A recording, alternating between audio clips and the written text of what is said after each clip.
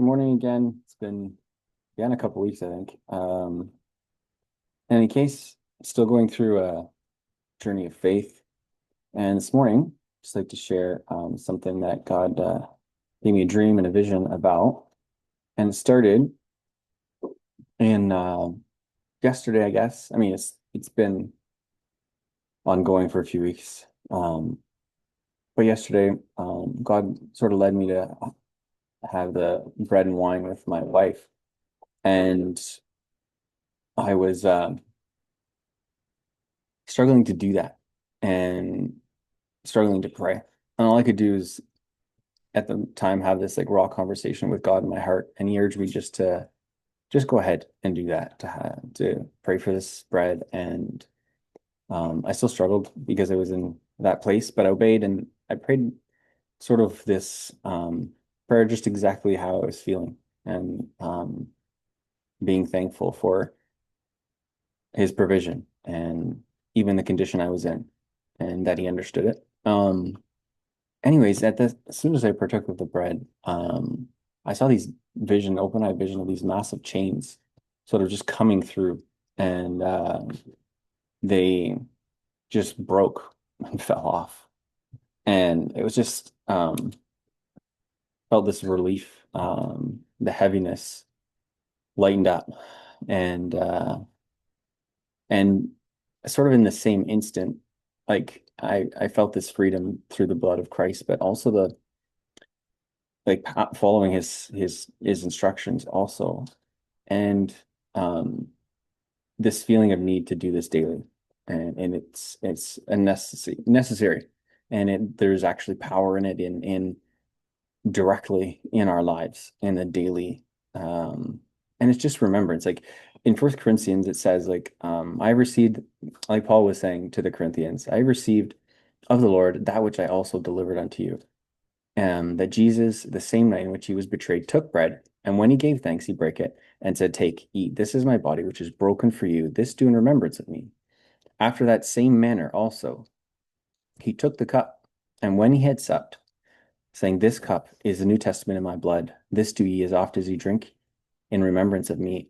For as oft ye eat this bread and drink this cup, ye do show the Lord's death till he come. And what I really loved this time reading it was like Paul was getting this fully by revelation of the Holy Spirit. He wasn't physically there when Jesus did this, but it's still in the Bible. It's written in red, because he received this vision understanding from God himself. And he was feeling the importance and need of this to share this with them, knowing the freedom that this gives. And it doesn't, I love that it doesn't say like how often you should do this or how frequent, it doesn't say how little or how much. But I love that the Spirit, and I've heard other people partake of the bread and wine daily. And I didn't have that understanding or Spirit guided experience for myself. So I didn't feel the need to do that, although I did. I didn't partake of it every day, but I took it more frequently than I had before I heard someone share that testimony, their testimony about it. But now having this deeper understanding of what God revealed to me, of the freedom that this brings in our life, and it's just being thankful truly and sincerely and honestly, even about the state of our hearts and the condition we're in, and where God is working in us and through us, and to be thankful for it. In any case, I had another dream last night, and last night was one of those times, like, again, I was feeling the weight of journey again last night as I was going to bed, and just struggling with it, feeling like I was underwater. And anyway, I was so thankful that when I was praying as I went to bed, that I woke up during the night, maybe at midnight, um, and this still was this prayer and praise going on. I was singing a song of praise in my sleep, and I was so thankful for it. And this is not the first time God has woken me up before, and this is what's happening, because it's my desire to always be praying even while I'm sleeping, because I know that in our dreams, we do have a relationship with God, and so I want that to be holy also. And so I love that. And then later at 3, I woke up and I was in this vision, half sleep, and so God gave me this vision of walking through a forest, and I sort of knew in my spirit, like, this has been like, it's as we're back in the 1800s, and you'd come from camp and and walking all day and you're not really sure where you're going. You're exploring, looking for something, and you trip over a branch and you fall into a puddle of mud, and and you could be tempted to give up on that journey. You could be tempted to look and see this like how I analyze like I fell and get frustrated over it, or maybe go back, or I could think so many things. I could feel, oh, you're stupid, you failed, you know, no, what a dummy.